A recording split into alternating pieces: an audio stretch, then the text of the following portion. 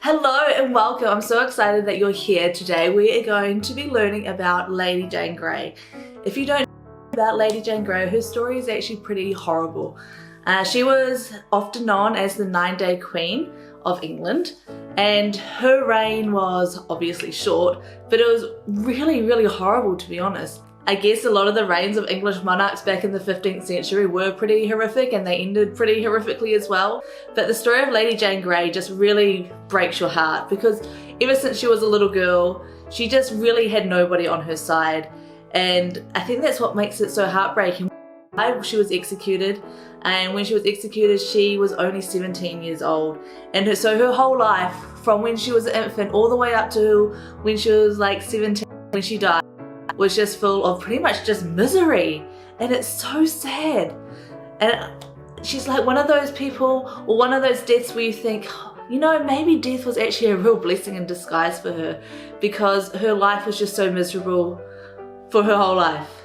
So in order to get to know Lady Jane Grey, I thought we would go back to the beginning to start with, which is always a good place to start, and learn about where she came from and what her early childhood was like. Lady Jane Grey was born in 1536 or 1537. There's a little bit of discrepancy about when she was born. The original theory is that she was born in Lancashire. I cannot say that for the life of me, I've tried so hard, but I'll write it down there so you know for sure what it is. But a more recent theory says that she was born in London, which seems to make more sense because the dates sort of match up a bit better. When she was executed, there was reports that she was 17 years old, and so being born in London at a later date matches up with that. So we'll probably go with she was born in London in 1536. Her parents were Henry Grey, the 1st Duke of Suffolk, and Lady Frances Baron. Her mother was of royal lineage, being the daughter of King Henry VIII's younger sister Mary, also making her the granddaughter of King Henry VII, and this is where her claim to the throne came in. Lady Jane Grey was well educated, and she had a very strict upbringing. Her parents were definitely not the warm fuzzy type of parents that you would hope for as a child. Her parents had very high expectations of her, and she felt the weight of those expectations probably from the day she was born, realistically. Once there was an English scholar who was visiting the home, and he had been talking to Lady Jane Grey, and she commented this: "For when I am in the presence of either father or mother, whether I speak, keep silence, sit, stand, or go, eat, drink, be merry or sad, be sewing, playing, dancing, or doing anything else, I must do it, as it were, in such weight, measure, and number, even so perfectly as God made the world, or else I am so sharply taunted, so cruelly threatened, yea, presently, sometimes with pinches, nips, and bobs, and other ways, which I will not name for the honour I bear them, that I think myself in hell." As a mother, especially a mother of a 9-year-old little girl, I know how hard she tries to please me, and all she wants is to make me happy. And I think about Lady Jane Grey being that little girl and not ever being able to get the approval of her mum. I doubt that her came up and read her bedtime stories or cuddled her. Any of those little things that you imagine a mother would do. I don't think Lady Jane Grey ever got to experience that kind of love. And when I think about little girls, especially in their self-esteem and their self-worth, at a young age, it all comes from their mother and from their parents. And if she didn't get that, what kind of life was she living, and how did she feel about herself if she had no one to tell her that she was special and that she was loved? That is such a miserable childhood. And I know sometimes we read these stories in history and we go, oh, that's sad. But we have to remember that these are actually real people, and these things actually happened. And this was a little girl who didn't ask to be in the position that she was, but no matter what she did, nothing was ever right. When Lady Jane Grey was 10 years old, she was sent to live with Thomas Seymour, who is Henry VIII's brother-in-law. So Thomas Seymour's sister was Jane Seymour, who married Henry VIII, who also had the future King Edward VI. Eventually Thomas Seymour would marry Catherine Parr, who was the widow of Henry VIII.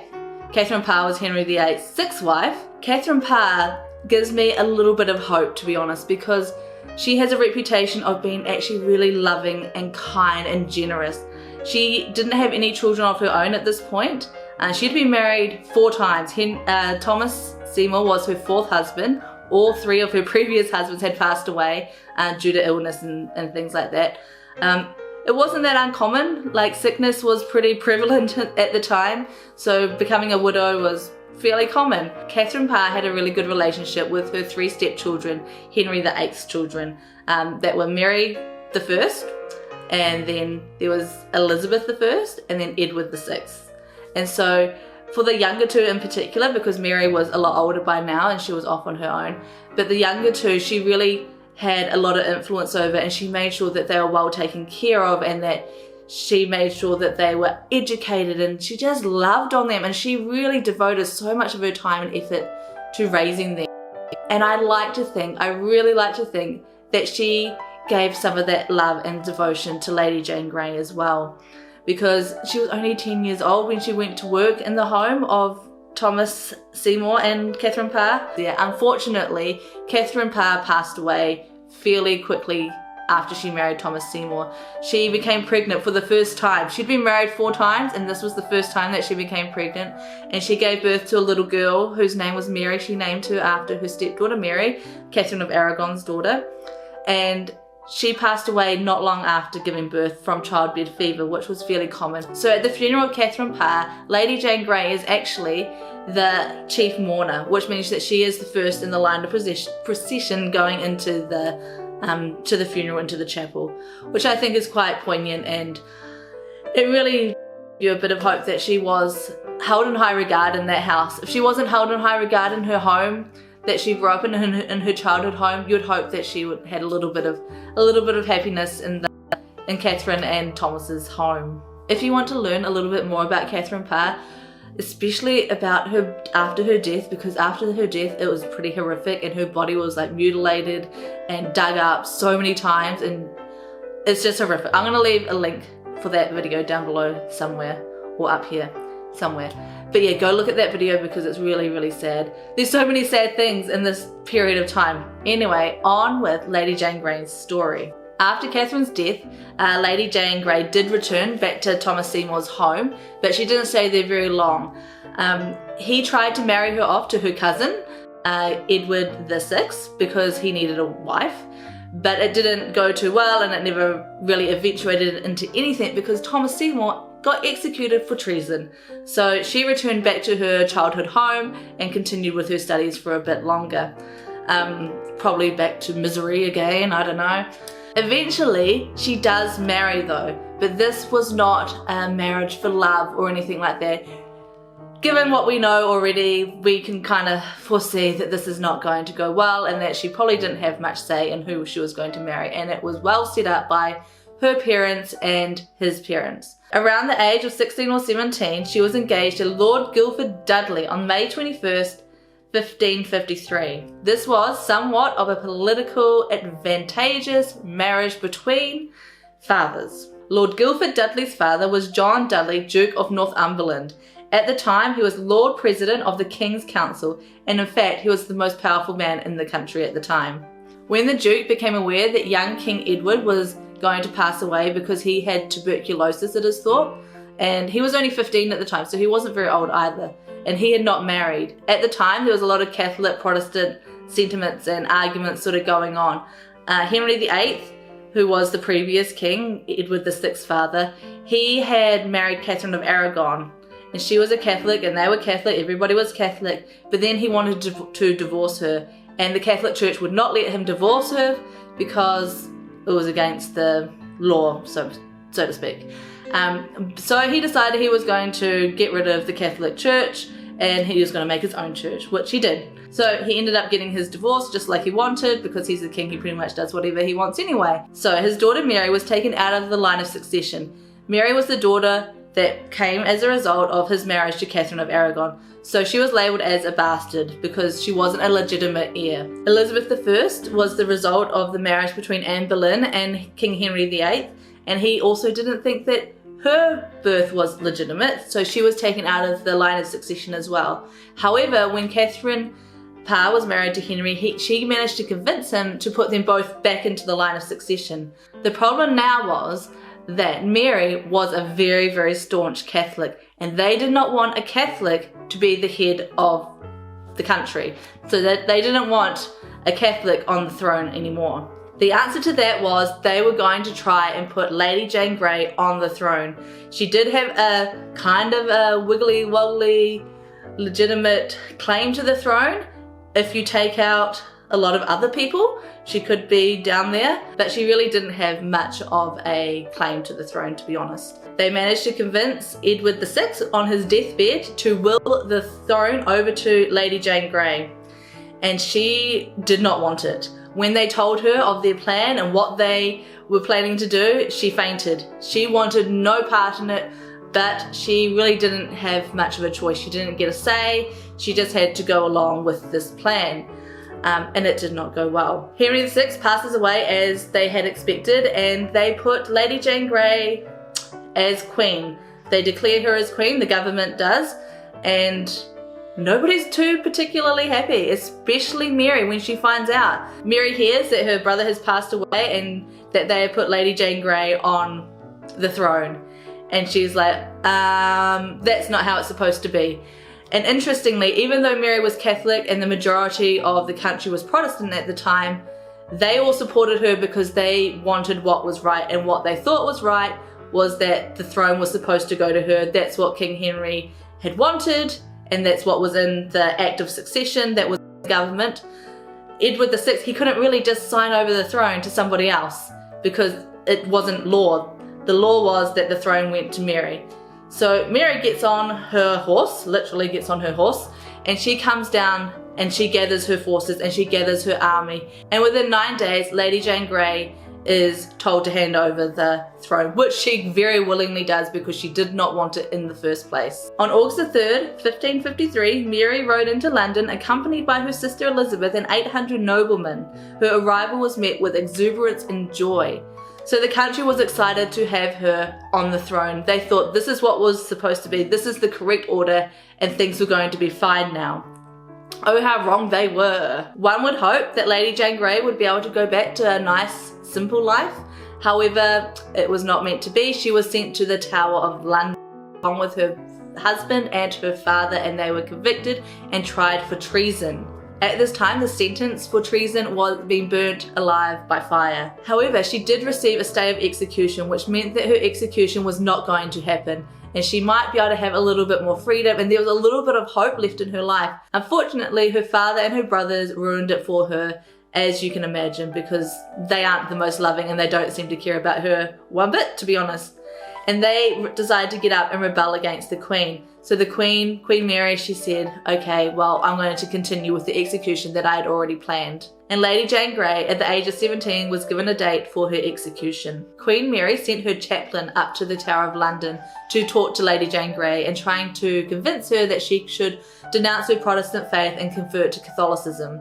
But no matter what he tried or what he said to her, she was pretty adamant that she was not going to convert and she would not deny her faith. Despite not being able to get her to convert to Catholicism and deny her Protestant faith, they actually became really good friends in the 3 days that he was with her.